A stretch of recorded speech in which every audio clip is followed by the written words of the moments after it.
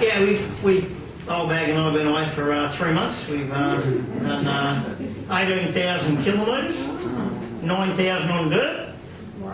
And yeah, so I've got a heap new ideas, but I haven't started writing yet. But I'm going to do one I've probably done before you further. But before I do it, I'm going to fill you in. Now the picnic races, how the picnic races actually work. It was to get all the people in local stations together for a bit of social activities, you know. And but there were strict rules that went with the picnic races, the original ones. And some of the rules were the horse had to be bred at the station. And the jockey had to be someone who worked at the station, and you couldn't do anything special with the horse. You couldn't hand feed the horse oats and things.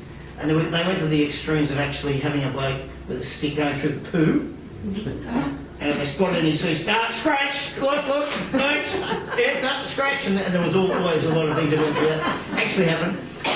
My dad was telling me all these stories, so Dad gave me the story, and so Dad told me the story. I'm actually going to tell the actual story at the end of the poem because I don't want to give it away, but I may have added a few things to it. When my dad was a young bloke, jackarooing in the scrub, his pay was just 10 bob a week, but with that got his grub. He worked on Boomanullah station, known for its horses. They often won the picnic races because my dad knew the courses. Nearby Kangarooby station was the biggest place around, owned by Scotsman Jock McGinley, the cheapest man in town. But he'd never won the picnic races, though he'd often cheat. But this year would be different. No way would he get beat. McGinley had a plan to put the locals in their place. He'd buy a horse at any price to win this bloody race. And with his shrewd investment, he'd be known throughout the Shire. He could charge a hefty service fee for his champion sire. Royal Thunder was the horse he bought, a champion through and through. He won races in the Big Smoke, and he had great bloodlines too. But McGinley was stunned by the marking on his face. It was a white blaze, shaped like a,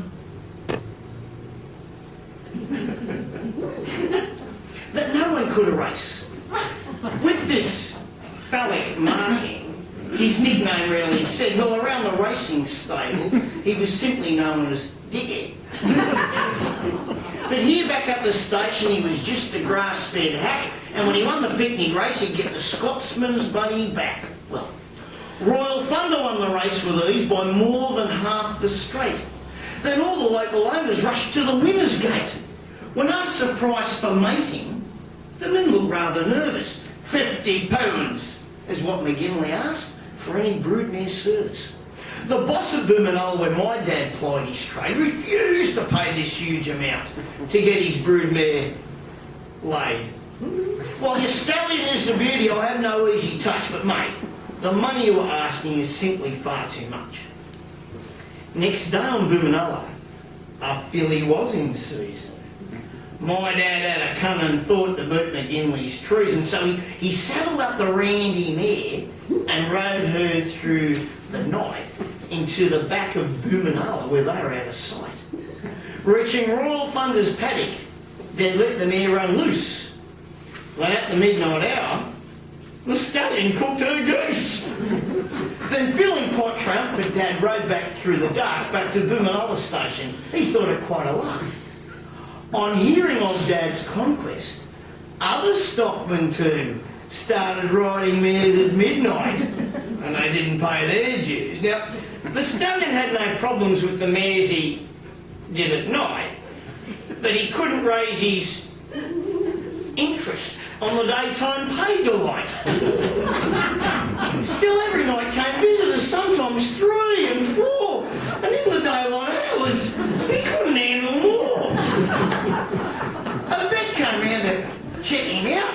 He found nothing wrong, so McGinley kept on trying, but his stallion couldn't get it on. These midnight trips went on for months, and not once did he mount a paying man to boost the funds of the Scotsman's bank account. Finally, Dad convinced McGinley to his sad dismay, mate, he'll never get the job done, because your bloody horse is gay. The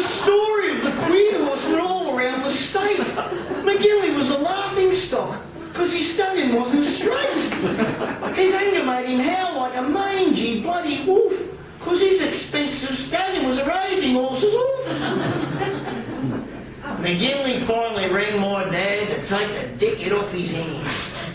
But he screwed McGinley down real low. He wouldn't cave to his demands.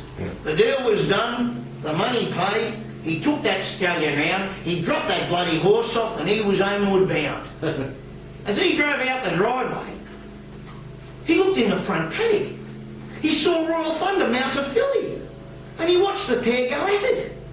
Stunned to witness Royal Thunder acting like a stag, messing with this little filly when he's supposed to be gay. Then in every single paddock on the journey to his station, there was the proof he'd just been had by some covert operation. Scores of foals frolicked across his neighbours' places, and they all had phallic symbols and blazed across their faces.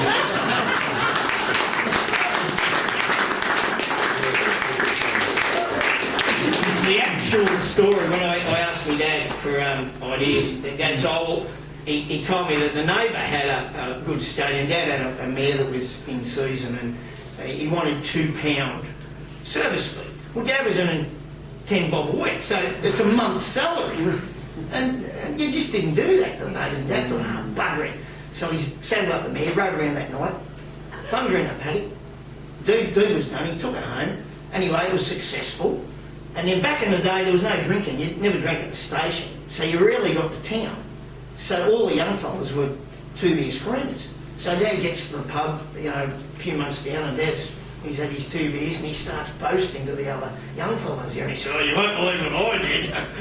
And all the young fellas go, oh, you dickhead, we've been doing that for months. And then so Dad goes around all the other stations and here's the same look of the stallion all around. So Dad tells me that story and I thought, oh, I can do something with that.